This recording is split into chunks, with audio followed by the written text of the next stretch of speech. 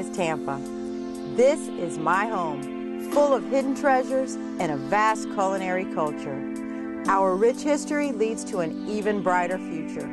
We'll talk to locals who know the ropes, find the flavor of the city, and explore our past. Coming up, we'll go behind the scenes at Tampa's chic, trendy Oxford Exchange. And together, we're going to learn more about the past, present, and future of Tampa's beautiful Riverwalk.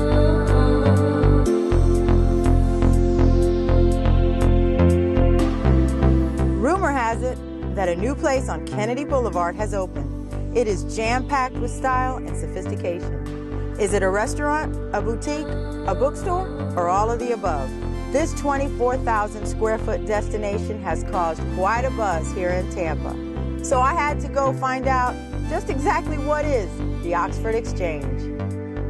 Mary Beth, I know you are super busy here, but I really appreciate your taking the time to tell me all about this great, trendy new place here in Tampa. Tell me a little bit about the Oxford Exchange, the name, the building, everything. I'm excited. I'm excited that you guys are here. As I said, the owner spent a lot of time in London. He went to the London School of Economics and really enjoyed the vibe of the restaurants, the clubs. And so he kind of had this idea to bring a place where you can interact, have a conversation, grab a coffee to his home, to Tampa. So that's kind of where the Oxford came in. And then the exchange part was that he really wanted to bring back conversation. We don't have any internet in the atrium because he wants people to talk, have a business lunch in the conservatory, have a coffee, read the newspaper. So that's kind of where the combination came from. It's so interesting because it's at a time when people are so engrossed in email and Facebook and Twitter and all that. And he's taken us away from that and taken us back in time to where we spoke. And that's a good thing. And you come here and it's always people sitting and talking, and you have the coffee, the tea. I mean, tell me a little bit about, you just have a bunch of different things going on here, and all are successful and exciting. And our owner really was interested in bringing people together that were very passionate about their craft. We have Buddy Brew, who's a local brewer. They roast all their own beans, and Tabella, who is very passionate about tea.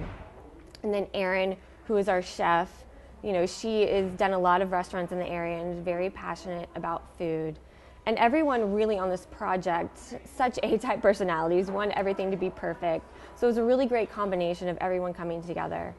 Well, it definitely is a perfect project, and I can tell you that from the bookstore, I mean, you have such an interesting and varied collection.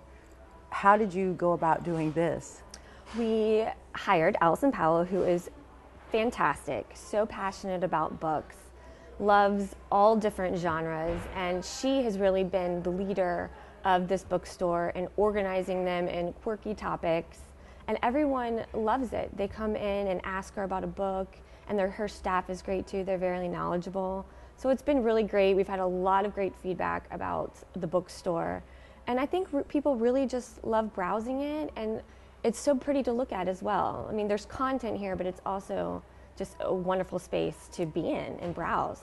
It is. It's so inviting. And Zach is wonderful. He helped me, walked me around. And I see you have things that are specific to Tampa, like you have a little collection here. It's pirate themed now for Gasparilla. But then there are things about Rome, about just everything. So, I mean, there's not a taste that's not satisfied here in this bookstore. And that was part of the initial concept of the Oxford Exchange. We wanted it to be a space that was well-traveled. So that's really what we've done here, and what we have tried to do in the shop is give everyone a little taste of something, but to really have a sense of diversity. We're not focused on one topic, but really kind of having it be a well-traveled feel and vibe. And that's really what we've tried to do with the interior and the books and the curated shop. So. Oh, and the design in the interior. I mean, it's absolutely beautiful. Thank you I love so it. much. Thank you. I think you know a little bit about this design. Yes. Tell me about it. So once again, the whole idea was conversation, and we had a London feel, but how do you do London in the Tampa area? And so we've incorporated some really natural materials. We've kind of pretty much kept it local. We have reclaimed wood floor from a barn in Kentucky, but we also, once again, have had, we have a lot of materials from all over. So it's a really great combination. Most of all, we wanted it to be comfortable, where people could really relax. And, you know, we wanted to create a beautiful space, but we missed the mark if people didn't walk in and weren't comfortable. So we've really tried to keep it welcoming, but also be, you know, a different space where people aren't really used to in the area. Yeah, no, it is totally unique and just beautiful.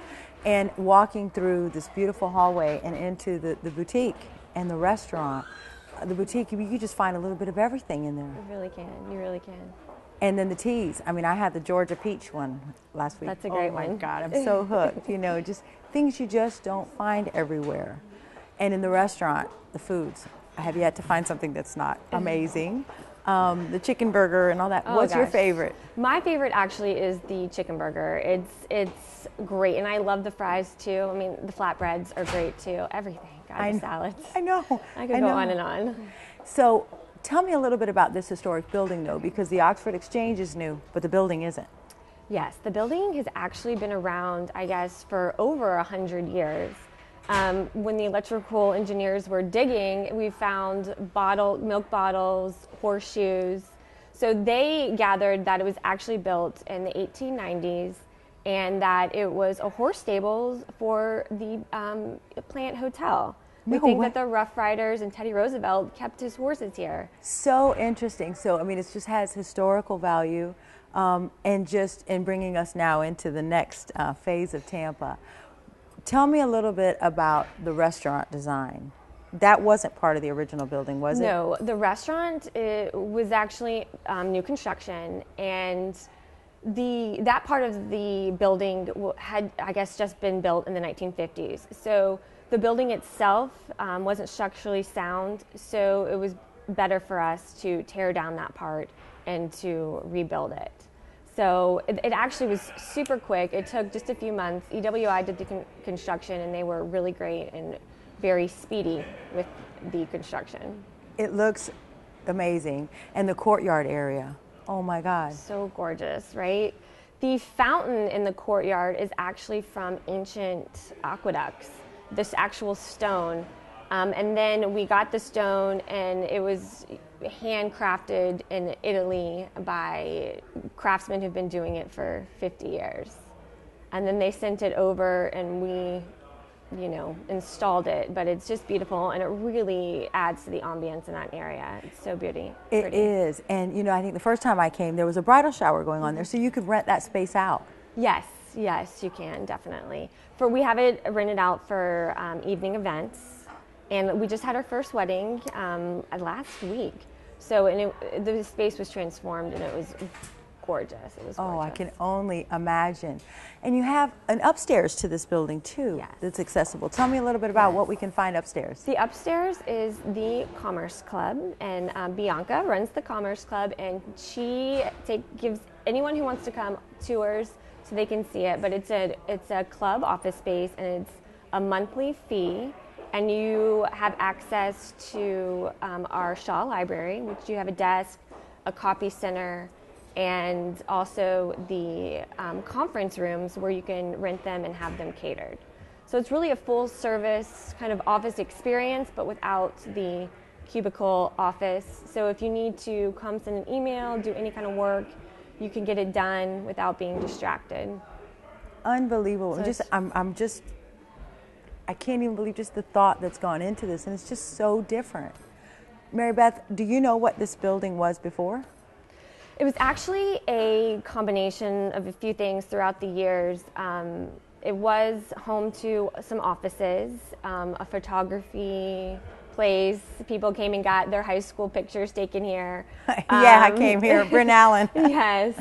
But it's been empty for the past few years, as far as I know. And then here we are. Yeah, and it's always packed. I mean, I've come and you have to wait to eat. There's Yes. There's a wait Reservations for are lunch. recommended. Yeah, and people wait that, happily. And I can only imagine what the Oxford Exchange is yet to become. We're excited. We're really looking to the future. We are opening our corner unit so the kitchen can have more prep room, and there's talk about maybe one day having a marketplace down there. But yeah, we're really excited about this coming year. I mean, we haven't even been open a year, so we're very excited. Well, I am so glad you're here, and I love coming to the Oxford Exchange, and thank you for sharing with me the story. Of course, thank you for coming.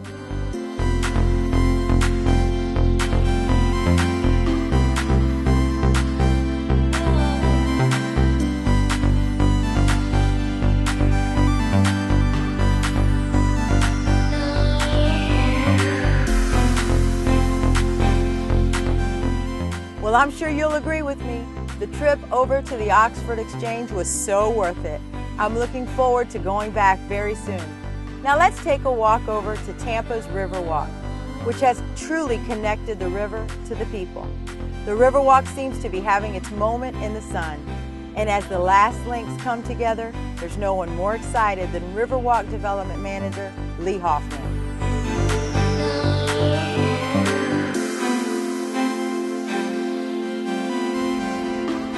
What a beautiful morning to be out here on Tampa's Riverwalk. It is, isn't it? Tell me a little bit about the Riverwalk. What is it? Where does it begin? Where does it end? Well, it's downtown Tampa. It begins over in the Channel Side area. It goes along Garrison Channel to the mouth of the Hillsborough River. Then it turns up the Hillsborough River. And it's on the east side of the river itself, going through downtown, all the way up to the Heights area to North Boulevard Bridge, and that's 2.6 miles in total. Okay, and now I know this is your project and you are the head of this Riverwalk, but this isn't the actual original Riverwalk in Tampa, is it?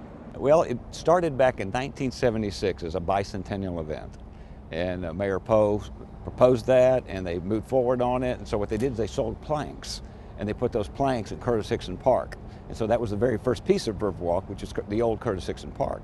And then over time, not too much happened, but what happened is around 1989, when Rivergate Tower, which is the round building, came about, they put that in place, and then the ramp coming from Curtis Hixon up to Rivergate Tower, they put pavers down, and then they replaced the planks with the pavers. So those two pieces were in place in 1989. Wow, that's a secret. I mean, I'm a Tampa native, and I really didn't even know that existed, much like a lot of Tampa's riverfront here.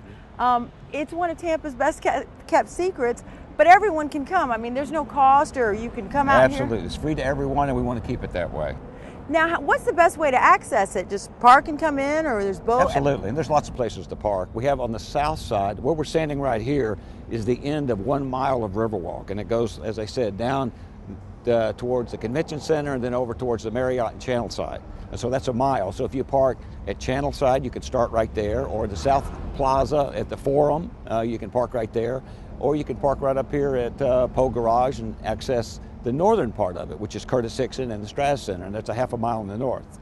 It's absolutely beautiful, and not only can you walk, I mean, people exercise through here, we see that all the time, but I have to tell you, walking along, it's kind of educational. It really is. It not only does it tie us from one point of Tampa to the other, it ties us historically. I've seen an Indian head, and tell me a little bit about the figures that you see along the way. One of the things that we wanted to do is make the Riverwalk educational and have some art along the Riverwalk. So part of what we're doing there is you'll see interpretive displays that may talk about the HB Plant Motel, it may talk about Gasparilla, it may talk about the river, Tampa Bay, those kinds of things.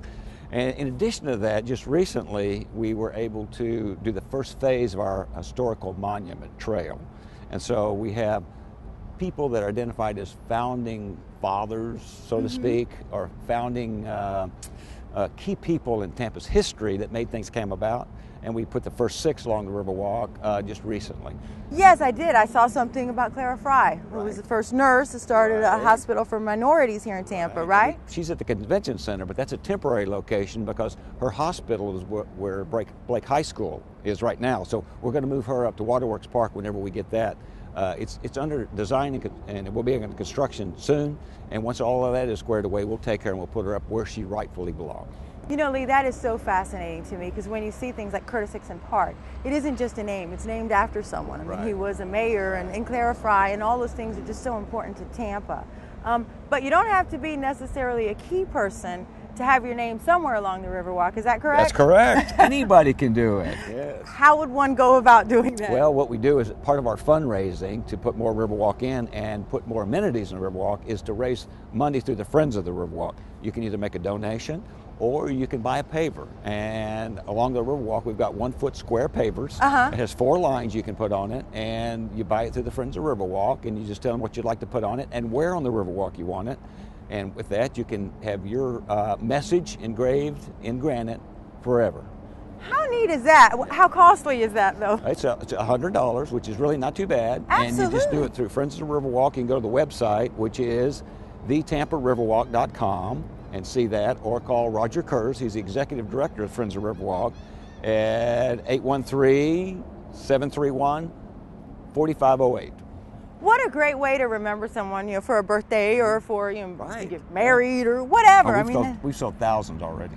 Oh, that's awesome. That is so good. And that kind of tells me a little bit about how are you paying for this beautiful river. Right. Well, that's part of it. But really, a lot of it comes from gas tax. You know, when you buy a gallon of gas, there's a tax associated with that. A lot of that goes to the federal government, and we're getting some of that back. That's good.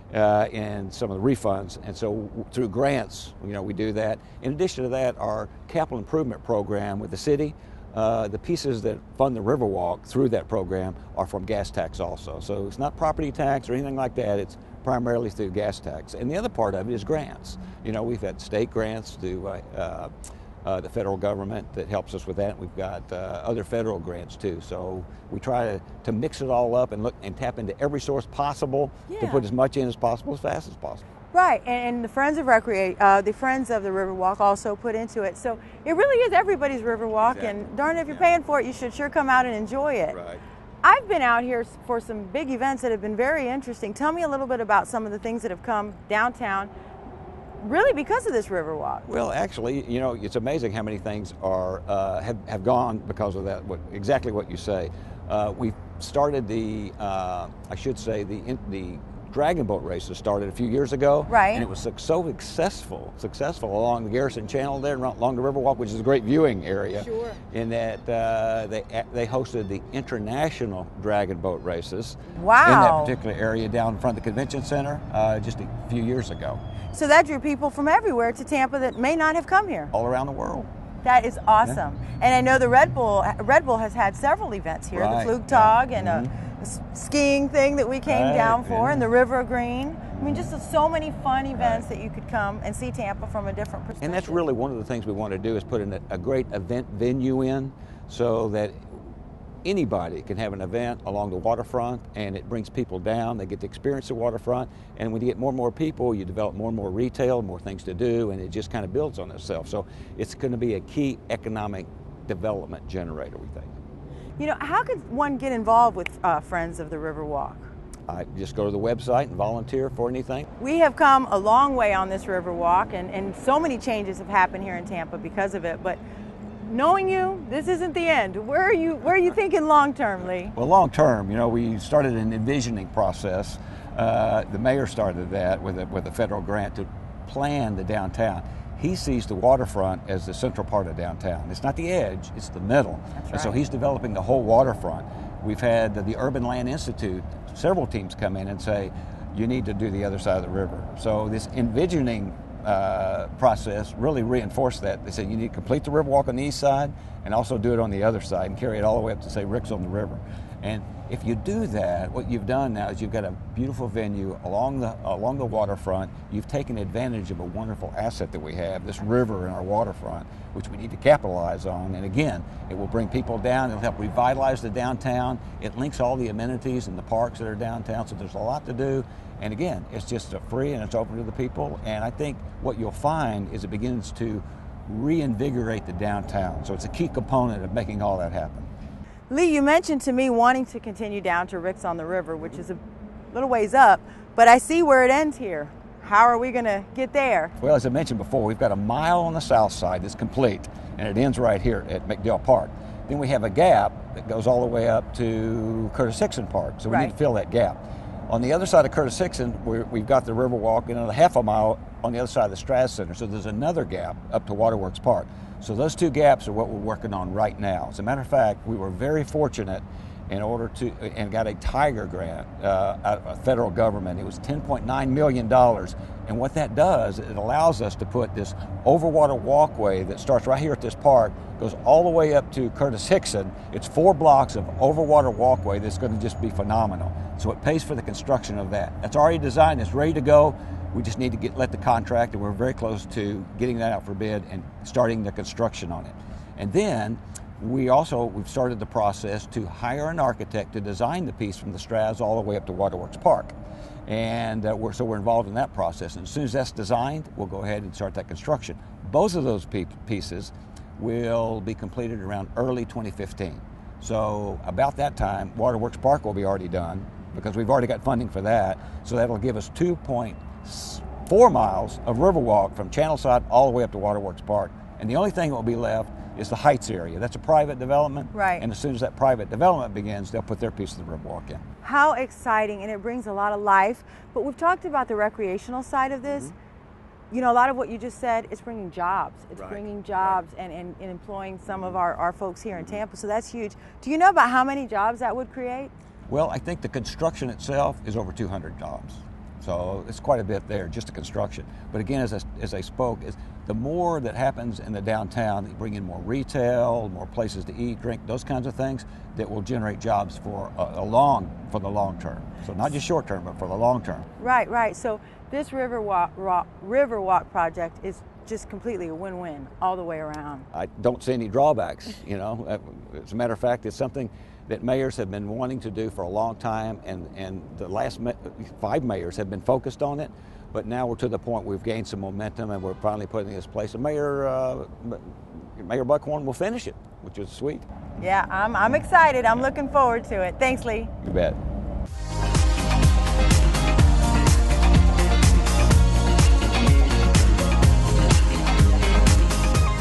And you can't stroll the Riverwalk without getting a history lesson. 6 historical monuments mark the path and honor some of Tampa's locals who made an impact to stand the test of time. And I couldn't help but wonder, who exactly was Curtis Hixon? And why is this beautiful riverfront park named after him? What did he mean to Tampa? Well, curiosity got the best of me, and I just had to meet with Rodney Kite Powell of the Tampa Bay History Center to find out. Rodney, I can't thank you enough for taking time out to feed my curiosity. It's just driving me crazy. You know, they say as a city or as anything, you don't know where you're going unless you know where you've been. And this piece of property has been through a lot. It most certainly has. Yeah, we're at Curtis Hixon Park, and this piece of property has seen everything from railroad tracks to lumber yards, meat packing plant and warehouses, to now, of course, home to Curtis Hixon Park and 2 wonderful museums. Wait a minute, this piece of property had railroad through here? Yeah, beginning in the 1890s, the Henry Plants Railroad and the subsequent railroads after that used this property as a giant warehouse area and really kind of switch yards. So there would have been multiple tracks along here between Ashley and the river, lots and lots of boxcars and railroad engines and warehouses. And so there were giant rats, and it wasn't very pleasant smelling, and every now and then things would catch on fire. And it was that way really until the 1950s. Wow, and let me ask you, Curtis Hixon Riverfront Park, where did the name come from? Because it just intrigues me to know why things are named. Well, of course, yeah, and Curtis Hixon was the mayor who really had this as, not so much his vision for the art museum and for the park, but who had the vision to remove some of the really heavy industrial uses off of the river in downtown and move them elsewhere. He was a city councilman before he was mayor. He's also a county commissioner. He was first elected mayor of Tampa in 1943, and he served 4 terms, actually dying in office. So we never saw what his plan was to kind of come to fruition. But he knew that the riverfront in downtown needed to be more than just rail yards and warehouses, and so he really laid that groundwork to set the stage for what we have here today. You know, you mentioned his political life, but he was a pharmacist by trade, correct? Yeah, he came to Tampa in the early 1900s as a pharmacist. Actually, he joined his brother, who moved here earlier, and they had pharmacies in kind of the downtown Tampa Heights fringe area. He also had a pharmacy on Swan Avenue, but his main pharmacy was in Seminole Heights on Nebraska Avenue. And so, but he was really one of the primary pharmacists for Tampa. And he also served in World War I believe? Yeah, he was in the Navy in World War I, so he really kind of did it all. Yeah, and he just really had amazing vision, because it's hard to believe that back then Sulphur Springs wasn't part of Tampa, correct? And in addition to the work he did here to free up the waterfront for whatever development would have come, because again, he didn't have this idea, he just had kind of the big idea. He also worked with then Congressman Sam Gibbons on a huge annexation project for the city of Tampa. Before 1953, the city of Tampa was a very, very small, cohesive space that was basically the fringes of Hyde Park and downtown going to West Tampa and Ybor City and Tampa Heights, Seminole Heights. But the city limits stopped at Seminole Heights up to the north, and they stopped at Howard Avenue when you kind of go to the south and west. And so he, again working with Sam Gibbons, worked at annexing Sulphur Springs, the whole Palmacia, South Tampa area, and the Rocky Point area. So the city boundaries went all the way up to Fowler Avenue and all the way down past Gandy, and then out to the west, almost to Rocky Point. It's hard to believe that wasn't part of Tampa at one time. Yeah, we think about Tampa being a pretty big city space-wise, but it was very, very small and very cohesive at the time. But what broadening up or increasing the boundaries did, of course, it brought in lots of tax money, lots of property taxes that could then come into the city's coffers. Those areas weren't quite as developed, particularly South Tampa, right. But there was a huge building boom going on at the same time after World War II. So that vision that both he and Mr. Gibbons had really had a huge impact on Tampa. Yeah, and it continues to have that impact. And after the warehouses, though, I know this was the original convention center in Tampa. Is that right? That's also true. After Hixon died in office in 1956, subsequent mayors continued with the idea that he had and his administration had as far as cleaning up this riverfront, getting the railroad tracks off and the warehouses out, and doing really something with the area. So in 1964, you had the opening of Curtis Hixon Hall, which became Tampa's Convention Center. And a couple years later, you had the public library opening just a little bit to the north. And so those two were the first two main components to really bring energy and bring people to the waterfront. And Curtis Hixon Hall served as Tampa's Convention Center from 1964 all the way up to the late 80s, early 90s when our convention center today opened. And during its time, it saw, of course, conventions that you normally would see, but also it was a concert hall. And so people like Elvis played here, Jimi Hendrix played here, Janis Joplin played here, and she got arrested here for her antics on stage. And so all kinds of interesting things happened inside that building. And also, kind of a part of it became the beginnings of Tampa Museum of Art, which also opened here on the waterfront in a slightly different location in the late 70s. And so this really, from that little idea, became a kind of cultural center. You know, it's funny you mentioned Elvis. I remember my parents had tickets to the Elvis concert, and my dad fell sick, or at least that's what he told my mom. I'm too sick to go. So I was a lucky one to come, and I do remember coming here, and so that was just really neat. That is really neat. And, you know, you mentioned the library, which I'm going to have to get with you at a later time to find out who John Germany was. Oh, I'd love to tell you about him. But then the museum, so it's very educational as well. And walking along the Riverwalk, I think there's more that we can learn about Tampa's history. Is that correct? Well, there certainly is. There is an initiative now to put monuments along Tampa's Riverwalk to really bring another element to the area and to the people's experience walking along the river. And so there were just recently installed 6 busts of 6 individuals, really 5 individuals in one kind of umbrella group that are recognized in the Riverwalk. And it's really the first 6 of who knows how many. But those first 6 are Henry Plant, who really is very close to us, right, of course, looking at the University of Tampa. Absolutely. You have Vicente Martinez Ybor, really the founder of Ybor City. Colonel James McKay, who was really one of the main early pioneers of Tampa, initiated the cattle industry, and through marriage, his daughter's marriage, kind of launched the Likes brothers in the Likes industry. There's a woman named Ella Chamberlain, who was an early suffragette, really pushed for women's rights and voting rights. Hence Chamberlain High School? No, Chamberlain High School is named for somebody else. McKay Bay? McKay Bay, yes, is named for McKay. I'm getting this, exactly. I'm getting this. Yep. And then there's one of them is the umbrella group is the Mound Builders, and they are the early Native people who were here before everybody else was here. And so we wanted to recognize them because of just kind of looking back in the way back past, because they were part of our history too, and so sometimes people still find remnants of their culture when they, were building new projects around town.